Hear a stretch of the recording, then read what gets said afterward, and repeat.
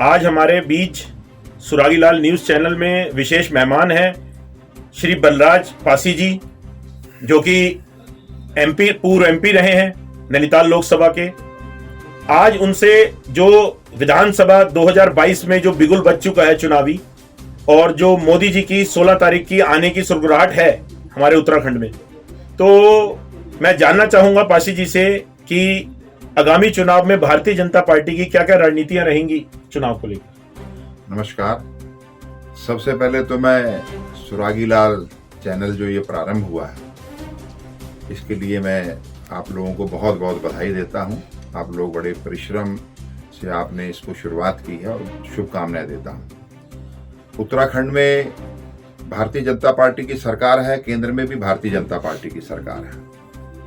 और जब पिछले विधानसभा चुनाव में गए थे, उस समय मोदी जी ने स्पष्ट रूप से कहा था कि उत्तराखंड में भी भारतीय जनता पार्टी की सरकार बनेगी तो ये सरकारें डबल इंजन की सरकार हो जाएंगी, जिसका लाभ उत्तराखंड को पूरी तरह से जबरदस्त तरीके से होगा। और पिछले 4 वर्षों में किस तरह से हमने देखा कि ऑल वेदर रोड हो, चाहे कर्णप्रयाग तक की रेल यात्रा हो, चाहे आपका जो है केदारनाथ का जो मंदिर है, जो आपदा में पूरी तरीके से वहाँ काफ़ी हिस्सा उसका नष्ट हो गया था, उसको बनाने का काम हो, ये इस तरह कितने बड़े बड़े काम किए। इसके अलावा नेशनल हाईवे हो, जो आज तक जो है हरिद्वार से जो है देहरादून का रास्ता जो था वो 1.5 घंटे से 2 घंटे तक का था, दिल्ली का रास्ता 6 घंटे का था, आज वो घटकर जो है रास्ता जो है वो 3.5 घंटे का हो गया। यहाँ से भी हमको जाने में भी जो है 6-6 घंटे लगते थे देहरादून, आज रास्ते सुगम हो रहे हैं। और अब तो देहरादून से दिल्ली का रास्ता केवल 2.5 घंटे का रहने वाला है। इतनी सौगातें उत्तराखंड को जो है प्राप्त हुई है। लेकिन अभी मोदी जी ने कहा है कि उत्तराखंड के लिए भी बहुत कुछ किया जाना बाकी है, और उनका एक सपना है कि अगले 10 वर्ष जो है, ये जो दशक जो है ये उत्तराखंड का होगा। और साथ ही साथ उत्तराखंड जो है पूरी तरीके से टूरिज्म पर जो है आधारित है। और उन्होंने ये अपेक्षा की है कि जितने टूरिस्ट जो है वो धार्मिक, हमारे जो 4 धाम में जो यात्री हैं, उनको सबको मिलाकर पिछले 100 सालों में जितने जो है आपके जो यहाँ पर यात्री नहीं आए हैं, वो उससे ज़्यादा यात्री अगले 10 वर्षों में जो यहाँ पर जो है पहुँचाने का काम जो है हमको करना है, ताकि जो उत्तराखंड जो है यहाँ पर सब क्षेत्रों में इसका जो विकास हो सके। और मैं समझता हूँ कि अभी मोदी जी देहरादून आए थे, उन्होंने 18,000 करोड़ की जो है घोषणाएं की, बहुत सी चीज़ों का उन्होंने जो है उद्घाटन किए, बहुत चीज़ों के शिलान्यास किए।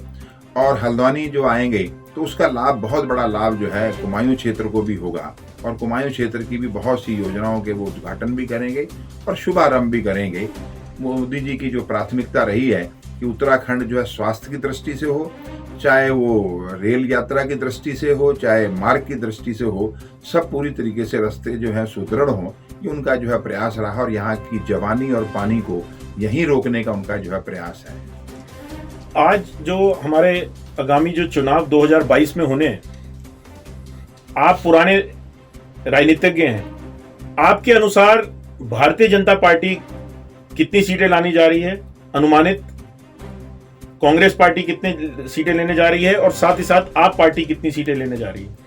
क्योंकि आपका जो गणित है वो कहीं ना कहीं, क्योंकि आप जमीनी स्तर के नेता रहे हैं और आपने कहीं ना कहीं प्रदेश लेवल पे हर जगह, पहाड़ से लेकर और तराई क्षेत्र में हर जगह आपने काम किया हुआ है।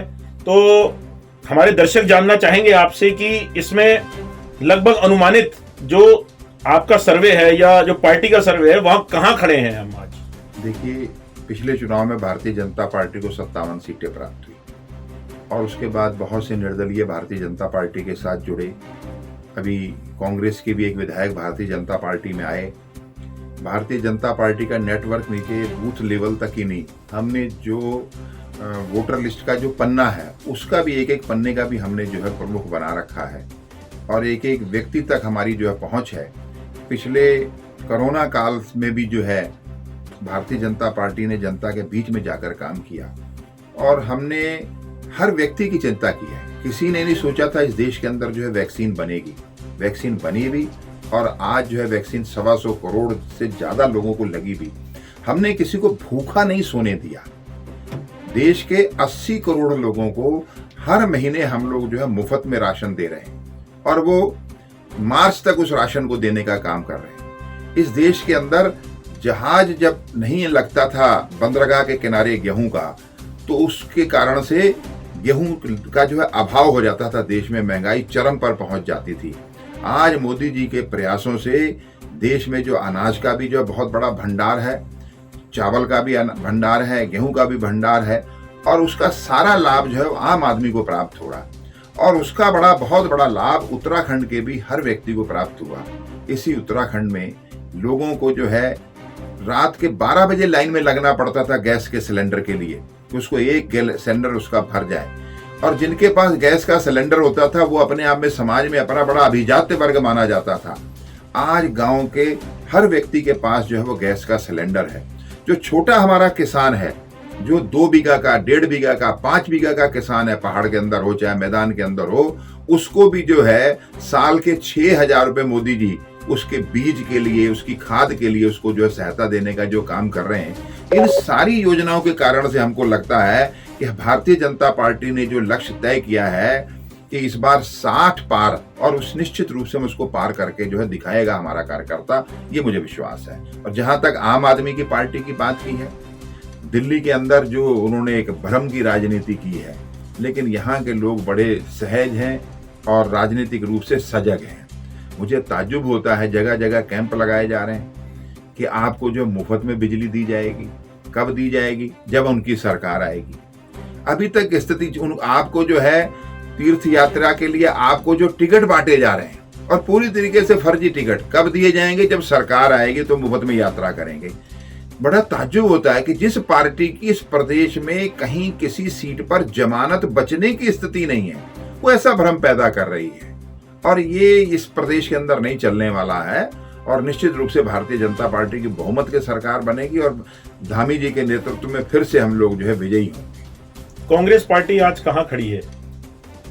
कांग्रेस पार्टी का अपना इस समय जो आंतरिक संघर्ष है, उसका जो घड़ा जो है वो चौराहे पर फूट रहा है। और आप ये समझिए कि 4 उन्होंने जो है कार्यकारी अध्यक्ष बना दिए हैं और जब से अध्यक्ष बने हैं वो 4 कार्यकारी अध्यक्ष कहीं एक मंच पर कहीं वो दिखाई नहीं दे रहे हैं। कांग्रेस कह रही है कि दिल्ली से कहलवाया जा रहा है कि हरीश रावत यहाँ के नेतृत्व में चुनाव होगा, वो नेता है, लेकिन उनका जो विपक्ष का नेता है प्रीतम सिंह जी, उनको नेता मानने से ही इनकार कर दे रहे हैं। तो पहले तो कांग्रेस अपने घर को संवारे, अपने आप को ठीक करे, फिर जो है कांग्रेस कहीं जो वो खड़ी हुई दिखाई देगी। कांग्रेस पूरे देश में समाप्ति की ओर है और मैं समझता हूं कि उत्तराखंड में कांग्रेस का ये एक तरीके से अंतिम चुनाव होगा। उसके बाद कांग्रेस कहीं ढूंढे से भी दिखाई नहीं देगी। तो इसी बीच हमारे नेता, हमारे प्रदेश के श्री बलराज पासी जी को आपने सुना और हमारे साथ जुड़े रहने के लिए आप हमें सब्सक्राइब, लाइक और फॉलो करें सुरागीलाल न्यूज़ चैनल पे। धन्यवाद।